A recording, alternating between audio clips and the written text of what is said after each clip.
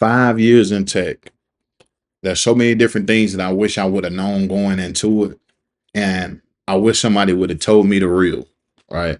I wish they wouldn't have played around and sugarcoated it for me, because a lot of you guys are getting played with and your expectations are not truly what they need to be.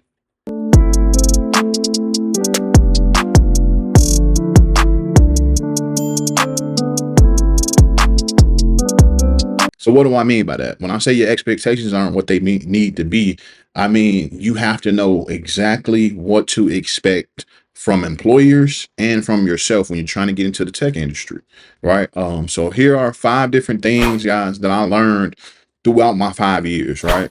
And now they're in no particular order or anything like that, right? It's just 5 things that um I do a lot of reflecting. So reflecting back on my time, you know, with different companies and working for different clients and, making money online with my skills, just overall tech, right?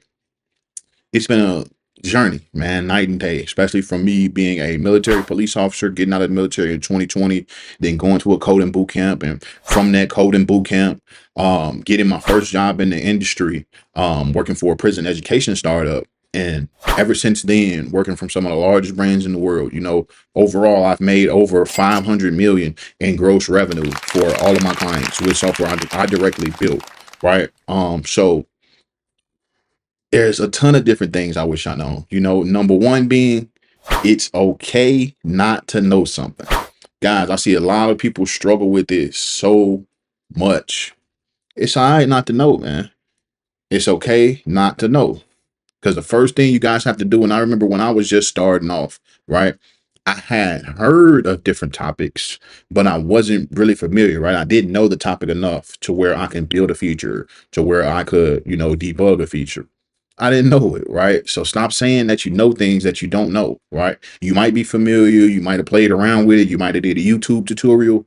That don't mean you know it, man. So you guys have to stop saying that you know things that you don't, right?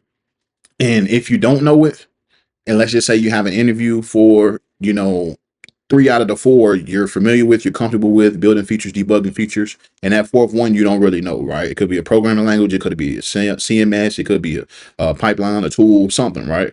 Now, if you don't know, get familiar before the interview, right? I wish I would have told myself, right? It's okay. I don't know it, but I can get familiar enough to where I can speak to it in the interview. If I've played with it the night before, right? It just depends on what it is, but definitely get familiar.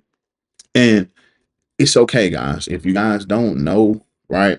Um, Always be willing to learn new things, because in the industry, you're gonna have to um constantly change what you know, right? What you learn and what you know, all of that stuff is going to change constantly. So be willing to learn, man. Especially if you go into a job and it's one of your first job in the industry, right? Like myself, when I first got hired in the industry as a software engineer, we were using technologies that I was familiar with, but I never had did anything in terms of using like CI/CD processes, right? That's going to automate testing and going to run tests before code is deployed and things like that. I never was familiar with that, right? So I had to learn those things. I was willing to learn those things on the job, and that helped propel my career, right? That helped, my CTO notice, that helped the CEO of the company notice, right? Those are the small things that are going to help you stand out and help you grow as a developer when you're first learning. So number 2, ask for help, man. Ask for help. You don't know what you're doing. You've been stuck for a couple of hours. Just ask for help, man. It's simple. It's easy. It's the easiest thing to do is to ask, right? Because the quicker you ask, the quicker you can get to a solution. Let's be real, right? I know most of you guys are working remotely, right? And this was a challenge for me when I first started, because working remotely, you don't want to be the guy that's always sending them a message, right? Always slacking them, always hitting them on Teams. Hey, what about this? Hey, what about that? Right? It doesn't matter, because you can't be scared if you don't know, right? The quicker you ask, the quicker you can get to a solution. You don't want to be stuck forever and then they ask you about it and it was something simple and you could have just asked for help and got the answer, right? So don't be scared, right? Don't be scared to message your superiors or, other developers, or don't think your question is dumb, right? If you don't know or you're unsure, always ask for help, right? And to that point, when you guys receive help, just be thankful and listen, right? Don't be the guy to say like, "Oh, I knew that. I just, woo, woo, woo. I knew that. I was gonna do this and do that," right? Nobody likes those type of people, right? Nobody wants to be around those type of people because it shows people that, even when you do ask for help, you feel like you didn't need the help, right? Because we all need help to a certain extent. And it's somebody be more willing to help you the next time if you're thankful, right? And you listen and you ask questions, right? They can know that you're actually willing to learn and you're just not getting the answer. You just don't want the answer just cause, right? It's like they wasting their time and you wasting, you know, your time too, really. But number three, I would say, you guys really, really, really, really have to focus on focused learning, right? Focus on focus, focus on focus. What does that mean? You need to narrow down to one instructor. When you guys first getting started in the industry, you first learning the code, you need to have one instructor. A lot of times what I was doing, and I guess it kind of worked out for me because the way my brain is wired. But I wouldn't suggest this because when I was going through the boot camp, they already teach you a bunch of different things within 3 months. So your brain is already scattered. And then me, I wanted to know so bad that I started seeking other information from other individuals, right? So I'm listening to one guy on YouTube, then I started listening to my boy Coding Phase, who ended up being my mentor in the end, and still my mentor to this day. A lot of respect for him. But you are hearing so many different things from so many different people, from your instructors at the boot camp, from this dude on YouTube, from another dude on YouTube, this from Coding Phase, right? It was so many things going on in my brain, and I had to cipher through and figure out which one was the best direction for me. I don't want you guys to do that at first, right? Um, so quiet all the noise, pick one instructor. If that instructor is me, stick with me. I'm going to help guide you through. I'm going to teach you the right things, right? If that's, free code camp or Skillshare or whoever, right? My boy Coding Phase, if you guys choose to go with his curriculum, whoever that is, stick with that one instructor until you have enough skills in your toolbox to be able to now go off and play to your strengths, right? And that's another kind of piece to this focus learning is work on your strengths, all the strengths that you need in order to get a job or to get paid, right? So you have one instructor and you're focusing on things that are going to get you paid and that's going to get you a job, right? So whatever you're strong at doing that, let's just say if you're strong at HTML and CSS and building emails, right? Instead of you trying to shift and learn React and do all of these other front end frameworks and do back end and learn about APIs, why don't you hone in on email development, right? And you get you a job, you get in the industry, and that way you're getting paid from either your job or your clients or both, right? And then now you have a little bit of leeway.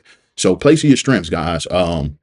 You don't want to like sell yourself short. And kind of that last piece on the focus learning is you guys have to focus on building real projects. In the beginning, this helped me a ton because I started building things like I built Employ the Vets, which is a job board and kind of a resource center for veterans getting out, right? It's going to help them find jobs, it's going to help them find schools, it's going to help them find kind of educational centers near them in their cities, right?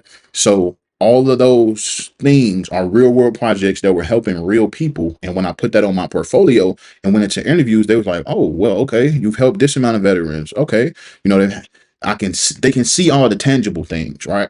You building a little mortgage calculator or a tic-tac-toe game or Simon Says, none of that's gonna help you, man. That's not helping you, it's only hurting you, right? So you guys have to hone in, you have to focus on focused learning, right? Having one instructor, playing to your strengths, and then building real projects. So number four is going to be always be learning new things, right? Always be learning, always be learning. But this is more of when you guys get 2, 3 years in, right? 2, 3 years in, when you start getting comfortable, you've had your first job for a little minute, a few months, you're comfortable on the job, you understand your job, you're good at your job, you know how to do it. And then now you're branching off to learn new things, right?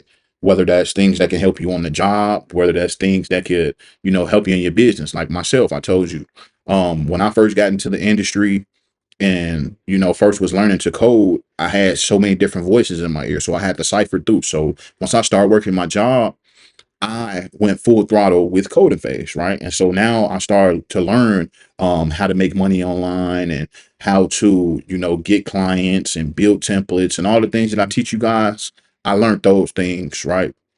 And that was to better me, right? To make me more money. So I was able to not only make 60,000 from my job the first year, right, in tech, but I was able to make an additional 35,000 just freelancing, right? Um, you guys can do the same things, but you have to always be willing to learn, because on the job there are going to be things that come up, and in your real just everyday life, right? Because I wouldn't suggest working for companies your whole life, especially if you have these skills, right? Especially being in the tech industry, you can do so much. You can meet so many different people, founders, right? Billion-dollar companies. You can be a part of those teams. You can be an integral piece in those teams. So you guys always have to be willing to learn. And tech changes so fast, man. It's like tomorrow is going to be a new AI, this, and that. And the next week it's going to be another one. And, it's going to be always a new app, a new phone, a new gadget, new, eyeglasses with camera. It's always going to be something new. So you guys have to be willing to learn and grow with that, right? You have to understand these new technologies so you can be able to sustain in this industry. Because if you stuck with the old stuff and you're not in with the new, they're going to get rid of you. You're going to get left, right? And you don't want to do that. You don't want to do that at all, right? And if you're learning new things, it's going to help make your job easier. It's going to help make it easier on you to build projects. It's going to help you be easier on you for you to get clients. Like, learning new stuff, it only can help you, right? Like I said, don't be, all crazy in the mind and, just be learning too much, but learn the things that's going to help you, right? Always look for ways that's going to make your job easier, right? And simple as put, man, when you're learning new things, the more you know, the more money you can make, right? So the more that you know on the job, the more they're going to pay you, or they should pay you, right? The more that you know, in terms of your business, in terms of getting clients, or your business, selling templates online, right?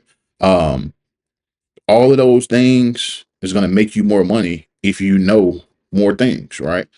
So always constantly be learning, always constantly seek knowledge, right? Especially in tech. Stay up on the latest tech, what the companies are doing, what the industries are doing, because it's very, very important.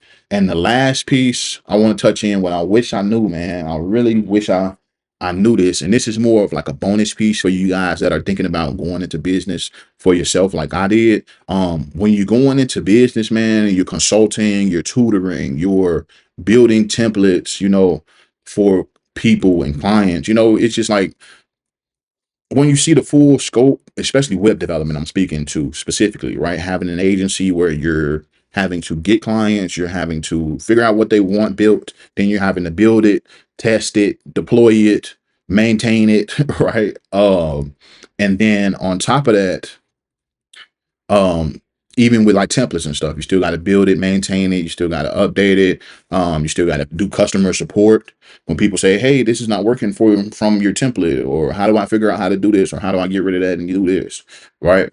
So it's always going to be a learning curve. So with number 5 is software does not matter to clients, man. Use the tools that you need to get it out the fastest. As simple as that. Nobody, the dude that's a dentist, and he has his own practice, and he wants to get a website up for people to be able to book, people to be able to manage his clients. If he wants to set all of that up, he doesn't care how it's set up. So you building it from scratch and using this database and this latest technology, he's not gonna care when you tell him all that, and it took you 6 months to build it when you could have built it in 3 months. And you could have built it using the CMS, right? Hook them up to HubSpot or Shopify, really. And they got everything built in there where he can have email automations. He can have, if he wants to sell different things like toothbrushes and, accessories, he still can book his appointments. All that stuff can be done through like a platform like Shopify. But I said all that to say, no, they don't care. Your clients don't care. They want what they ask you for. They don't care how you get it to them. So make it easier on yourself, man. Don't overthink it. Just give them what they ask for, right? And I had to learn this earlier, right? I learned it real early in my, consulting. kind of career because I kept recommending stuff to clients like, hey, maybe you guys should think about using this, or maybe you guys should think about using that. They every time they like, oh no, that's not what we're doing. This is what we want. This is, how we're gonna do it. Right. And I kind of used to get a little bit, I don't want to say upset, but it used to irritate me because I'm like, they know, their website can run a little bit faster if they, if I build it with React, instead of doing WordPress, right? But WordPress is going to be fast. They can manage all their users on the website. I don't have to worry about hosting it. I don't have to worry about none of those things that if, I would have, if they were actually listening to my suggestions and me just kind of being stuck in my head, right? Don't overthink it. Use whatever tools, whatever software needs to be used to get the job done, man. So, that's just a quick overview of the things that I learned, man, because your time and anything that you do goes by quickly, right? I never would have expected to be here after 5 years on YouTube still, in the industry. And I'm doing the best I ever done in life. I'm doing the best I ever done in the industry. So now it's time to piece some things together, right? Focusing on my health, focusing on, a lot of different things, my family, my kids, focusing on those things now that I'm in a place to where I never thought I would be, right? Especially getting out, man. It's very, very hard going from a police officer and then breaking into the tech industry. So I don't regret it at all. The 5 things I wish I knew at first after being in tech for 5 years now is: number one, again, it's okay not to know something, man. Number two, always ask for help, guys. Number three, focus on the focused learning, right? Be very intentional about your learning. Number four, always be learning new things, man. Always feed your brain, feed your mind, feed your brain. And lastly, number five, software does not matter to clients, man. Get it built, get it out there, and keep coding.